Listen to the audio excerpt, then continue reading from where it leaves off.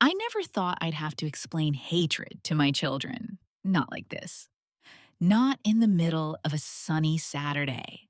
Not while walking through a grocery store parking lot. But that's the thing about hate. It doesn't wait for a moment, it just erupts without warning. The day a man called me a slur in front of my babies wasn't the worst day of my life, but it was the day that changed my life and his. This is not a story about pain, not just. This is a story about power, the power to choose grace, the power to forgive, and the power to rebuild a soul. Jaden loves strawberries. Mila can't stand broccoli. They were arguing about what cereal to get. I was just trying to get through the day. We were halfway across the parking lot when I heard the engine. This big red pickup truck came speeding around the corner. Fast, too fast. I yanked my kids back instinctively. The truck screeched to a stop, inches away. And that's when it happened. He leaned his head out of the window, red face, wrinkled, angry eyes, and he shouted, "Get the hell out of the way, you fing nads!" Silence. Scene freezes. Everything around me just stopped. Mila clung to my leg. Jaden stared at the man, confused, and I couldn't speak. I couldn't move. I couldn't believe. People watched. No one stepped in. Some whispered, some walked faster. And then Jaden said it. "Mommy, what does that word mean?" I dropped to my knees and pulled them close. I had never felt so small, so helpless, so exposed. I got them into the store. We didn't buy anything. I drove home in silence. And when I got home, I cried. Nighttime, dim lighting. Angela pacing in the living room. Wine glass untouched, journal open. I thought of all the ways I could respond. Post about it online, call the police, shame him, get justice. But something inside me resisted that urge. Because it wouldn't undo what he said.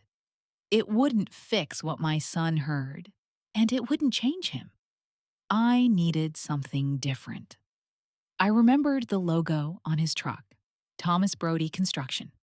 I searched it, found a business listing, old, defunct, but an address. I didn't know what I was doing. I just knew I had to say something. So I wrote a letter. Angela reads the letter over slow piano music, her voice breaking at times, gentle shots of her handwriting.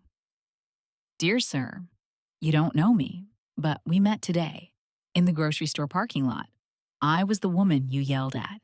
You used a word I hoped my children would never hear, but they did. Because of you. You hurt us. But I'm not writing this to shame you. I'm writing because I believe people aren't born like that. I believe someone taught you that word, and someone taught you to use it like a weapon. I forgive you. Not because you asked, but because I refuse to let your hate infect my heart. I'm writing this because maybe, just maybe, there's still a person in there worth saving. And maybe you just needed someone to say, 'I see you, and I won't hate you back.' Sincerely, Angela." I signed it, mailed it, and for the first time since that day, I slept. 1 week later, Angela, checking mail, holding a letter, confused, opens it. I didn't expect a response, but there it was. A handwritten envelope, same shaky handwriting. I opened it, hands trembling. It started simply. "Angela, I'm sorry.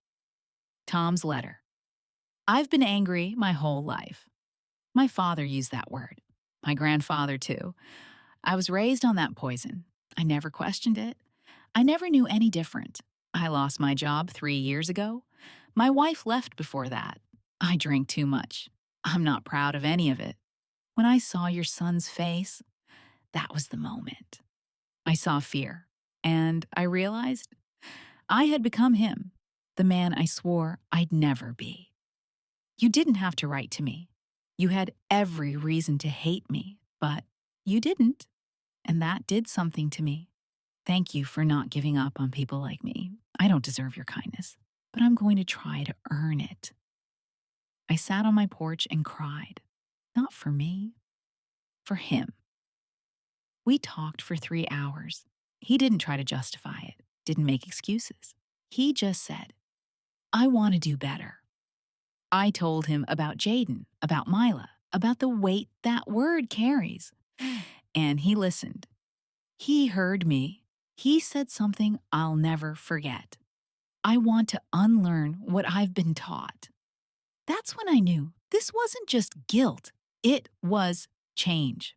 Tom started volunteering at a local community kitchen. He signed up for workshops, read books, asked questions, hard questions.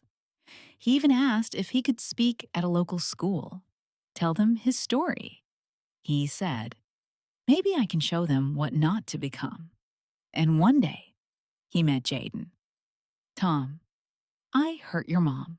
I hurt you. I'm sorry, son. I promise to spend the rest of my life trying to do better.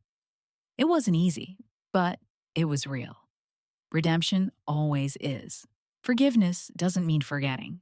It means choosing something bigger than revenge. Tom taught me something. Even broken people can heal. Even hateful hearts can change.